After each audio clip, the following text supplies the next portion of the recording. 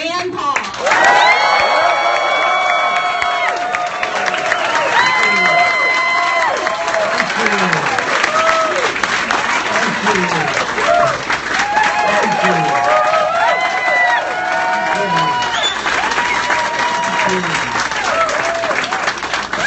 This must not be the meeting of those who like the tax increase, right? The Lord's Prayer is 66 words long. The Gettysburg Address is 266 words long. The Declaration of Independence is 1,322 words long. But the regulations for the sale of cabbage are 26,000. I brought one of my friends with me, the tax code. 70,000 pages, and some say 30 million words, and getting bigger by the day.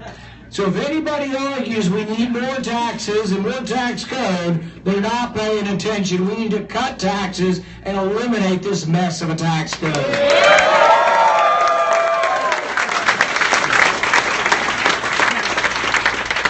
70,000 pages. 70,000 pages that are chasing American jobs overseas, chasing American companies overseas.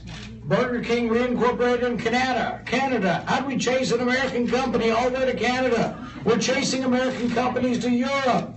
Around the world, they're leaving because of our tax code and our regulatory code, and that we're no longer this beacon of hope and freedom in the world. What happened to us? So you know what I say? Scrap the whole thing. Let's start over.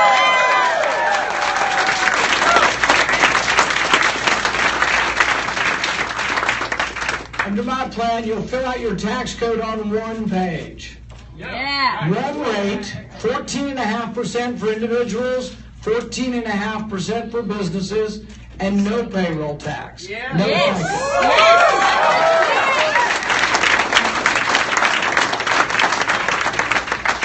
When's the last time we had a nominee who was even for cutting taxes? What I hear from Washington, and what I hear from the leaders in Washington is, oh, we're for revenue neutral tax reform.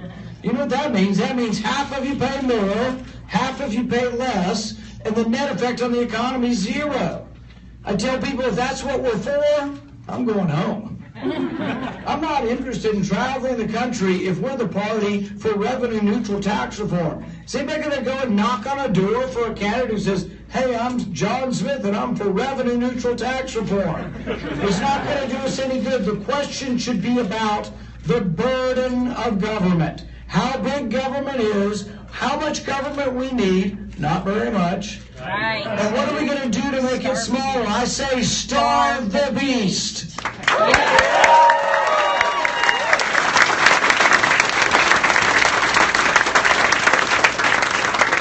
And when we talk about tax cuts, let's talk about how the money's going to be spent and who's going to spend it.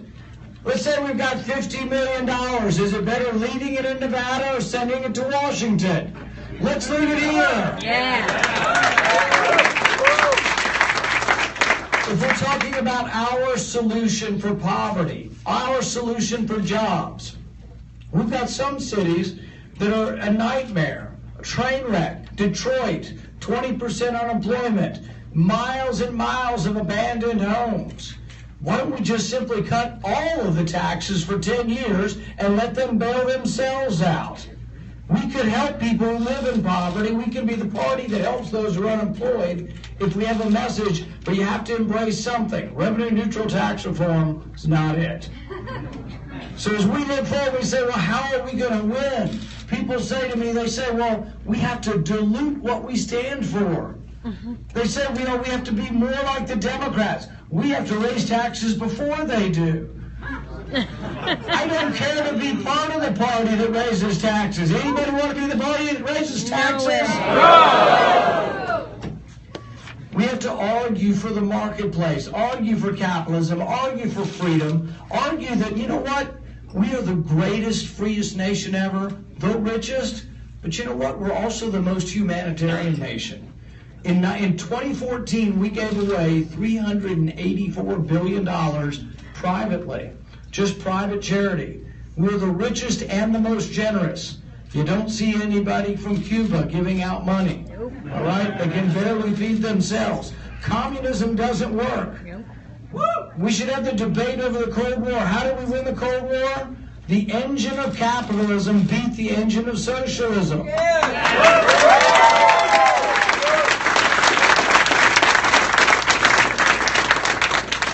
I've been trying to take the message to places people haven't been hearing it before.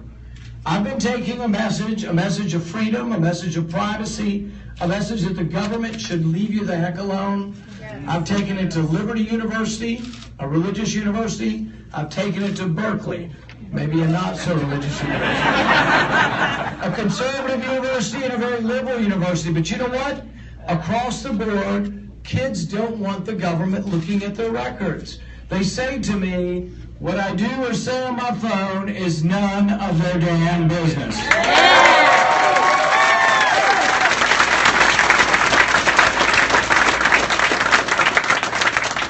I feel pretty strongly about this, so I stood for 10.5 hours.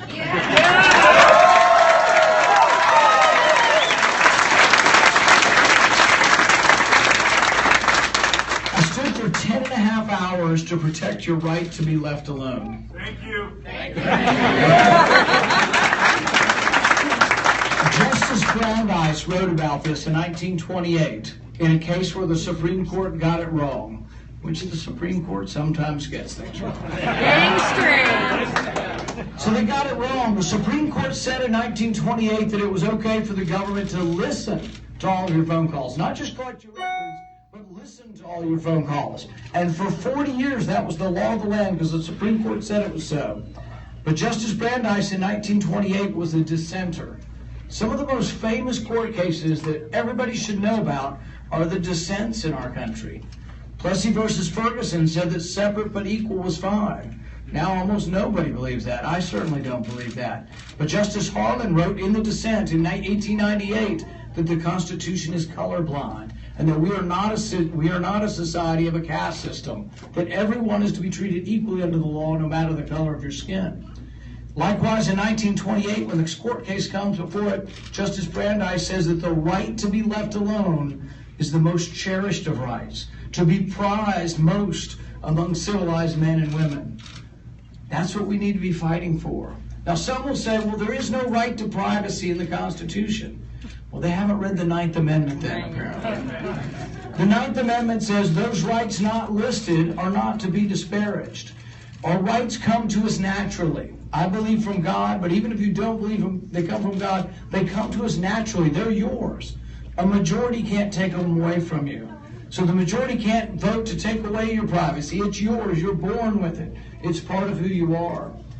But we have to have this debate because many in our party don't get this in Washington. The vast majority, in fact, one candidate for the president said the thing he most likes about President Obama, we won't say who this is, it's a former governor from Florida. But the thing he most loves about the president is the NSA program to collect all of your phone records without a warrant. We need to have this debate. It's an important debate. We've got people in Nevada. I know Daphne Lee has talked a lot about the idea. She's talked about it, and I've talked about it. Many others have talked about the idea that no American citizen should ever be detained. That the thing is that we have to think how important it is to have a lawyer, to have a trial. Think about the people. I had this debate. We're having this debate on the Senate floor, and I said, well, you mean you could send an American citizen to Guantanamo Bay without a trial? And I'm having this debate with another Republican, and I don't want to mention any names, but he was a senator from Arizona. And I said, you mean you could send them to Guantanamo Bay without a trial? And he said, yeah, if they're dangerous. I said, so it begs the question, doesn't it? Who gets to decide who's dangerous and who's not? Right. The Bureau of Justice put out some criteria. You're supposed to, if you see this, report these people to your government, all right? Mm-hmm. People that have maybe changed the color of their hair. I don't want to see anybody raising their hands right now. People with stains on their clothing. I thought that might just be you're a messy eater. People with missing fingers. Gets worse. People like to pay in cash. People have multiple guns in the house. Weatherized ammunition. But the thing is, if these are the criteria of people we want to report to our government, I think sure want a lawyer before they come to my house looking for my guns.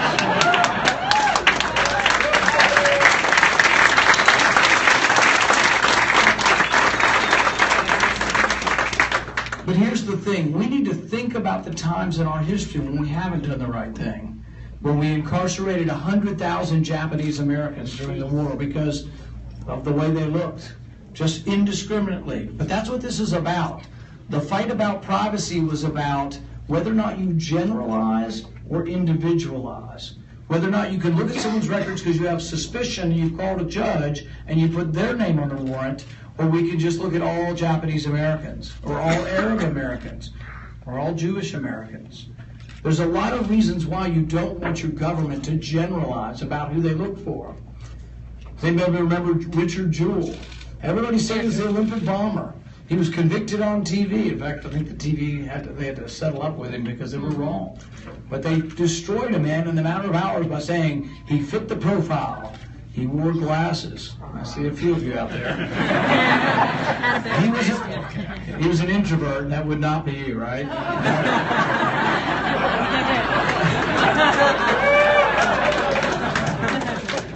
But he looked a little different. That could be.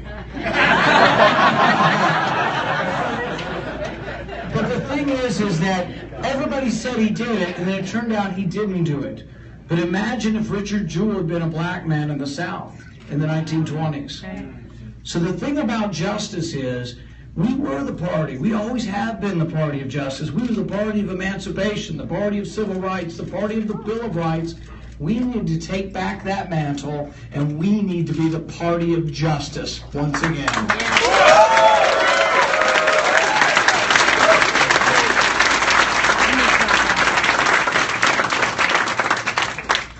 We are pretty good with the Second Amendment. Of all the 55 Republicans running for president, probably 50 out of 55 are good on the Second Amendment.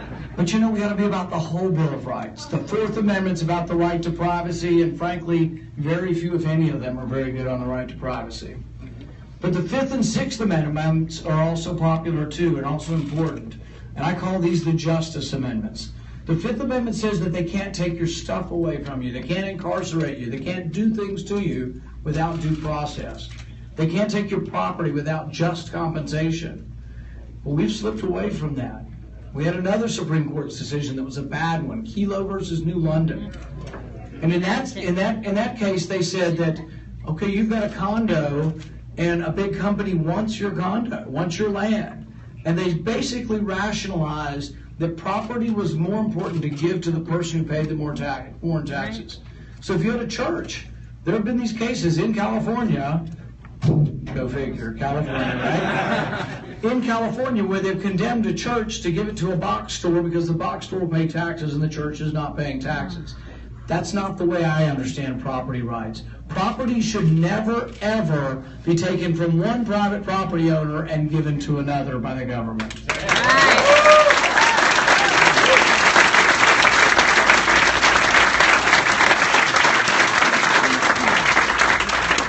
But it's not just big business or businesses that are having their property taken from them.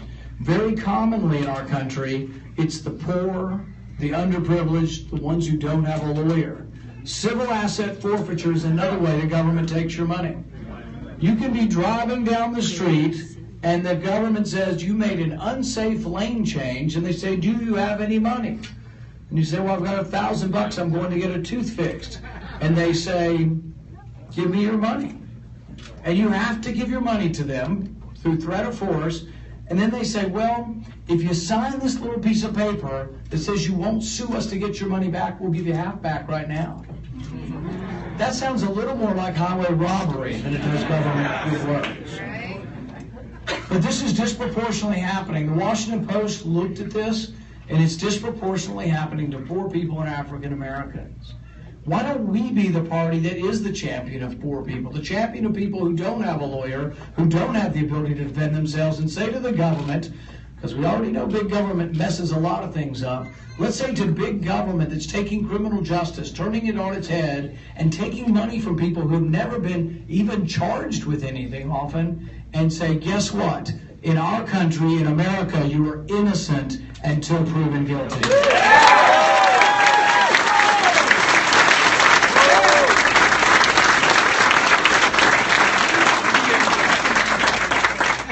The Sixth Amendment says you not only get a right to a trial by jury, you get a right to a speedy trial by jury. There was a young man by the name of Khalif Browder, 16 years old, young black kid from the Bronx. He was accused of a crime and put in Rikers Island. He spent 3 years there without ever being tried. 3 years in prison. 2 years of it was in solitary confinement. He was beaten by gangs in prison. This shouldn't happen in America. Who's standing up for his rights? But we need to realize when we see this anger, this sort of seething anger that's in our cities, violence isn't justified. And I'm not up here to justify violence, but if you don't understand where that anger is coming from, imagine if you're Khalif Browder or his mom or people that knew him in high school that said, gosh, he went to jail for 3 years and he was never tried. The person who accused him of a crime wasn't even in the country legally. It was no longer there when they finally got to trial. And they dismissed all charges. Wow. But Khalif Browder committed suicide about 2 weeks ago. That shouldn't happen in our country. But the thing is that when we become the party that protects the Sixth Amendment as much as we do the Second Amendment, we are going to rock, we are going to roll, and we are going to be the dominant party in this country.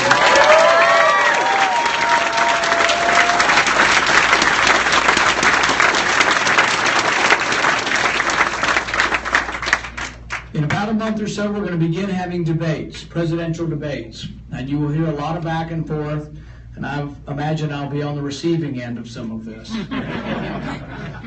But the thing is I'm proud of being different.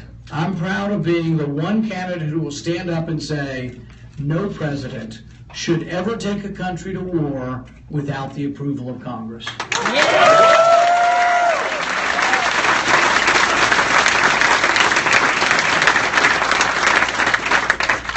And that's not a statement of weakness, that's a statement of strength. It's exactly what Ronald Reagan said. Ronald Reagan talked about peace through strength, and he talked about having a national defense so strong as to deter attack, to repel attack, to prevent people from attacking us, and to let them know that there will be no quarter if you attack America. But the thing is, Ronald Reagan wasn't eager for war. And as he became president and went through the presidency, he went through many trials and tribulations, and he finally decided, you know what? The Middle East is a very confusing place, and it may not be easily solvable. The Sunnis and the Shiites have been killing each other for 1,000 years. They probably will kill each other for another 1,000 years. And I'm not saying do nothing and just let it go on. I'm saying protect America, protect American interests, have Congress vote on it, and we decide what we need to do as a nation, and we do it. But I had dinner with a Navy SEAL the other day, and I came away with a message I think that was pretty strong from him. He's been in 19 years and served his country, started as an enlisted man and worked his way up. But he said, we do fine defending ourselves, stopping the people who attack us. But he said our problems begin when we plant the flag and try to create a nation. Yeah.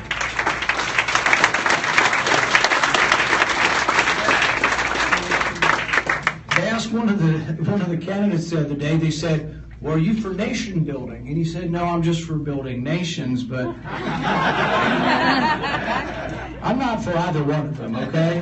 I'm for using the military when we need to defend ourselves, to fight wars, but not to build bridges and schools for the whole world. We can't even look. You got trouble having enough money for education in Nevada. Maybe if we weren't sending so much money to Pakistan, you'd have money left over.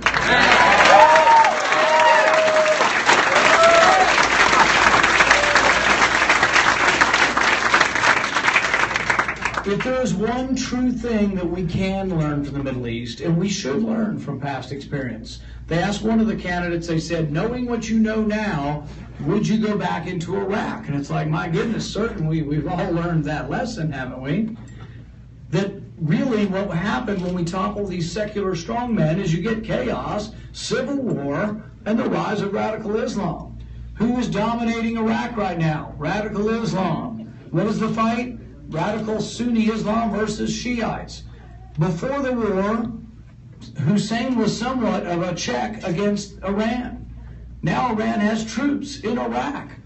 Is Iran stronger or weaker since the Iraq War? Is Iraq more stable or less stable since the Iraq War? All of these questions you can ask about Libya as well. Hillary Clinton's war in Libya. Are we more safe or less safe? The place is a mess. It is chaotic. Our embassy fled. Our ambassador was assassinated. That was bad enough. But you know what I really blame Hillary Clinton for more than just the assassination, although she has and should share responsibility there? It's that for 9 months they asked for more security. Denied. Started in the spring before the assassination. About 6 months before the assassination, she brought home 6 Special Forces guys. A month later, she brought home 6 more. The theory was, and you can see how comes from these politically correct people on the left, it's like she didn't want them to show guns because the freedom fighters might be offended to think that we had to defend ourselves when freedom fighters were everywhere. First of all, these freedom fighters, many of them were in prison. They've been in prison in Iraq. We had captured them previously as terrorists. Some of them associated with Al-Qaeda. Some of them still radical jihadists, and somebody now is calling them freedom fighters. None of them ever liked us. None of them were ever our friends, and we made a mistake. We toppled another secular strongman, and you get chaos. And now the country's a failed state. But as it goes on for 6 months before the assassination of the ambassador, you get to about the summertime before that. And what's the State Department spending money on? They blame Republicans, say, you didn't give us enough money. Untrue. What were they spending their money on? They spent $650,000 on Facebook ads. Seems they don't have enough friends. They spent $700,000 landscaping the embassy in Brussels. They spent $5 million on crystal barware and glassware for the embassies. Meanwhile, the people who were over there said, we'd like a DC-3 to be able to move about the country and flee if we need to. Denied. About 3 days after they denied the plane, you know what the State Department approved, Hillary Clinton approved? An electrical charging station for all the Chevy Volts that they had imported to Vienna. So they don't have enough money for a war zone, but they've got enough money because they're showing how green they are. Over in Vienna, they ordered $100,000 for a charging station. They sent 3 comedians to India on the Make Chai, Not War tour. My good, who in the hell was in charge of the State Department? So it gets to August. You're about a month before the assassination, and there's a 16-man personnel team. Colonel Wood, you've probably seen him interviewed. He said, we're in danger. The ambassador said we're in danger. We're in danger of being overrun. They brought him home too, against his wishes. He was told to come home. Now you know who was protecting the embassy or the consulate in Benghazi? The February 17th militia. Some local group of probably Al-Qaeda protecting our embassy. When the people came to attack us, whoosh, they were gone. There was nobody there. So when Hillary Clinton came before my committee, I wasn't really very happy with her. And I said, you know what? For 9 months they begged for help. I said, did you read the cables from the ambassador leading up to the assassination? And she kind of acted put off as if, you know, she was too bothered. You know, she was too busy traveling to be able to read these cables. And I said, look, you know what? Your dereliction of duty, your lack of providing the defense for the embassy should forever preclude Hillary Clinton from serving in higher office.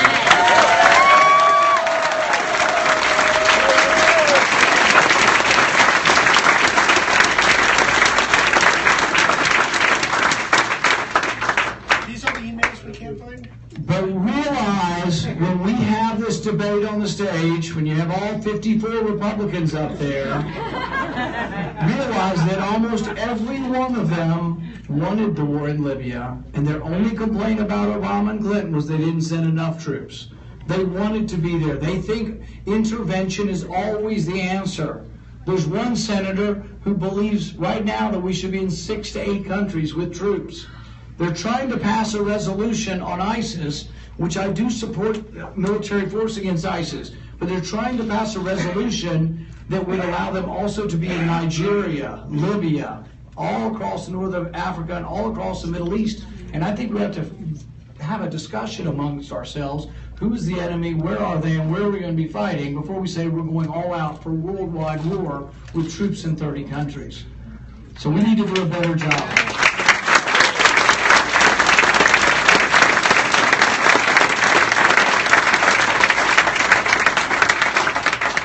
We have to have a debate about whether or not we are going to spend an infinite amount of money on anything.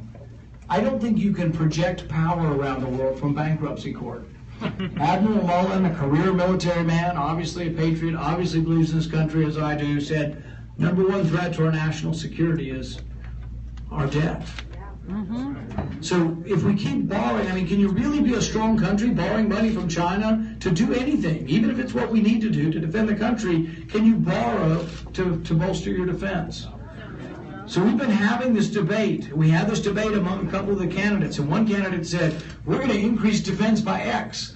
And I said, well, if we have to, we have to, but you have to correspondingly cut domestic spending by that. I put that forward as an alternative. Like 4 people voted with me. Most people just want to vote blindly for money, for anything, but it's making us weaker, and it's endangering the future of our country. We borrow $1 million a minute.